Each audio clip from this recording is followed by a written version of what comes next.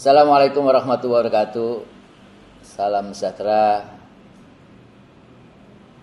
Dengan disahkannya RUU Kesehatan menjadi Undang-Undang Kesehatan pada siang hari tadi di rapat paripurna DPR, tanggal 11 Juli 2023 pukul 13.42 merupakan sejarah catatan kelam di dunia medis dan di dunia kesehatan Indonesia serta organisasi profesi. Sebuah penyusunan regulasi undang-undang kesehatan yang secara prosedural pembuatan undang-undang belum mencerminkan kepentingan partisipasi yang bermakna, belum memperhatikan aspirasi dari semua kelompok, termasuk kelompok profesi kesehatan dan juga kelompok-kelompok yang memberikan aspirasinya terkait dengan permasalahan kesehatan Indonesia.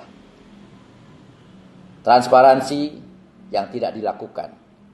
Dan sampai saat ini pun kita belum pernah mendapatkan rilis resmi rancangan undang-undang final yang kemudian disahkan menjadi undang-undang pada hari ini. Sebuah cacat prosedural, unprocedural proses di dalam pembuatan regulasi yang ini menunjukkan sebuah kecacatan formil hukum di dalam pembuatan undang-undang.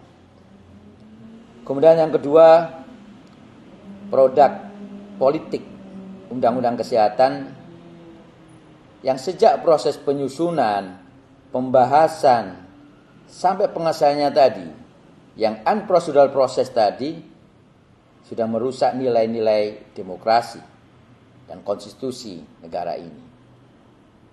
Kepentingan partisipasi dan aspirasi yang belum terakomodasi dengan baik.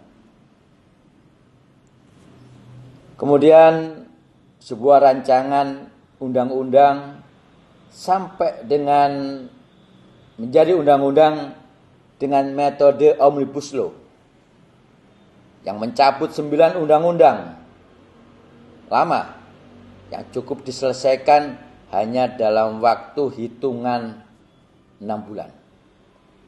Sebuah proses yang luar biasa. Apakah ini sudah mencerminkan kepentingan daripada kesehatan rakyat Indonesia? Ini tentunya sungguh di luar nalar kita semua. Walaupun metode Omnibus Law itu sah di dalam pembuatan undang-undang, tetapi kita melihat ketergesa-gesahan ini, keterburu-buruan ini juga menjadi sebuah cerminan bahwa regulasi ini dipercepat. Apakah kemudian ada konsekuensi karena kepentingan-kepentingan yang lain? Kami dari kelompok profesi tentu tidak paham dengan hal seperti itu. Lalu benarkah undang-undang kesehatan ini akan bisa mencerminkan, mewujudkan cita-cita dalam upaya transformasi kesehatan? Ataukah transformasi kesehatan hanyalah sebuah janji manis di dalam atau dilembagakan dalam sebuah regulasi undang-undang kesehatan? Tentunya kita bisa melihat, membaca jika kita sudah mendapatkan undang-undang yang disahkan pada hari ini. Kearifan lokal, local wisdom yang menjadi sebuah dasar di dalam pembuatan regulasi kesehatan, apakah sudah tercermin di dalam undang-undang kesehatan ini? Kita butuh pembuktian.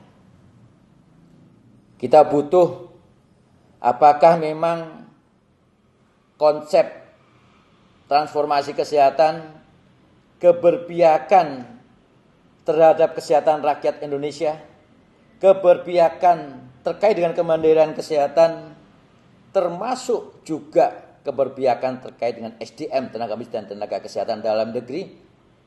Apakah itu sudah tercermin di dalam undang-undang ini? Apakah juga undang-undang ini sudah memenuhi asas keadilan sosial bagi seluruh rakyat Indonesia, kemudahan akses, kemudian jaminan pembiayaan kesehatan.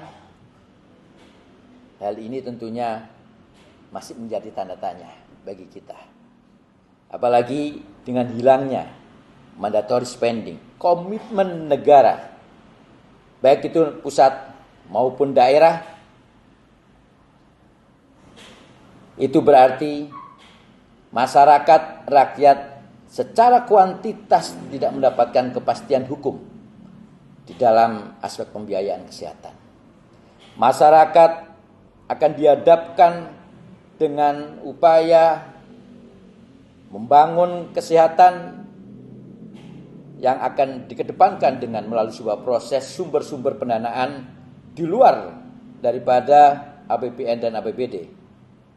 Bukan tidak mungkin melalui pinjaman, privatisasi sektor kesehatan, kemudian komersialisasi dan bisnis kesehatan, yang ini sekali lagi akan membawa sebuah konsekuensi tentang ketahanan kesehatan bangsa Indonesia. Poin-poin krusial yang ada di dalam undang-undang ini menjadi sangat penting untuk kita perhatikan.